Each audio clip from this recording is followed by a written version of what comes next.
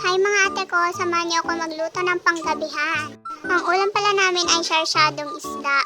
Naghihiwa nga ako dito ng kamatis na igigisa natin mamaya. Nagpainit na nga pala ako dito ng mantika at magpiprito na tayo ng isda.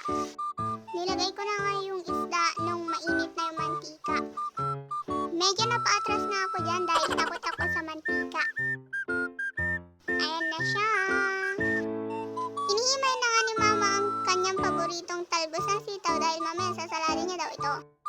Babaliktadin ko na nga itong isda. Medyo natagalan nga ako sa pagbabaliktad dahil hindi nakikisama itong isda. Ayan, nabaliktad na.